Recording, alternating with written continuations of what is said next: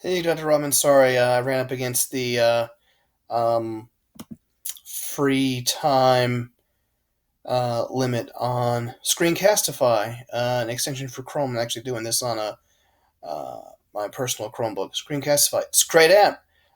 You record 10 minutes of video for free unless you want to pay. And sometimes, I mean, hey, we're teachers. Sometimes you don't want to pay. But as I was saying before the video service cut me off, uh, you, as a teacher, it's sort of expected that you um, struggle sometimes with managing students, with interacting with the students. What you sometimes, oftentimes, for teachers, new ones, when you go into the field, you do not anticipate some of the difficulties you have with your superiors. I've been fortunate to have two teams of administrators that are relatively pleasant to work with. I mean, I'm not going to blast them or anything or air their dirty laundry, but they're just realities to the responsibilities of administrators versus the responsibilities of teachers. Where it the way it's constructed, it sometimes there's chafing, there's misunderstandings. Well, and it can be demoralizing when you as a teacher feel like you are the only one rowing the boat. Well, when you feel isolated, a teacher that feels alone, that teaches alone, is not a teacher for long, as the aphorism goes. Well, a takeaway from my second year and sort of reflecting going forward is just the importance of relationships and cohesion with administrators. And going forward, it just whenever I may feel demoralized, you just have to stay positive. You have to remember that you are part of a team that is ultimately hoping for the best outcomes of students. And you just keep saying it till you believe it.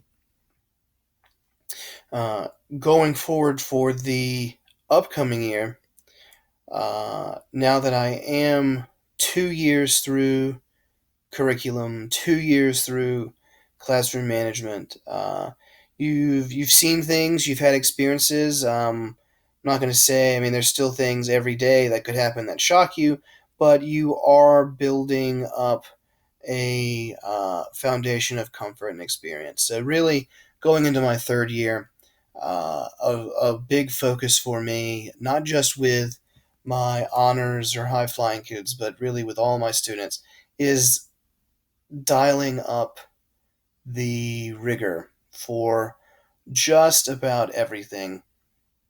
I know some teachers would, their idea of differentiating is sort of maybe making excuses for the poor work of previous teachers. Oh, well, they didn't learn in middle school, so how can we do it in high school?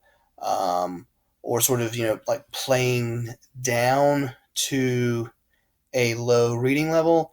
Uh, Whereas for me, differentiating is scaffolding down, making it relatable, making it um, breadcrumbed for the learning disadvantaged student, but still trying to build them, bring them up to the level where they not just should be, but where I, as their instructor, want them to be, and that is as a social studies teacher, as a historian, reading primary sources, understanding primary sources, thinking critically, discussing them. And one of the things I'm really looking forward to trying for in the new year is Socratic seminars. I was fortunate, upper level undergrad, um, and then in graduate school to participate in Socratic seminars. I mean, some of my classes, I mean, they were only seminar. I mean, there was no lecture or direct instruction at all.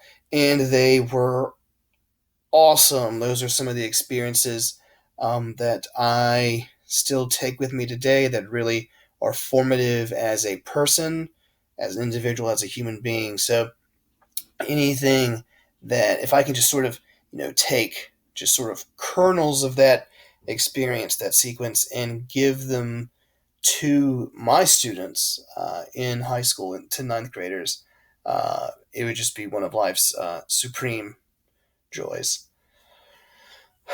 Going forward in the new year, I mean, there will undoubtedly be things that challenge me, but I am excited about the future, excited to be getting back in the classroom here in a few weeks, tackling world history for the third time in a row, and bringing with me the positivity, the experience, and the resources that I have gained so far and have gained through this MAT program.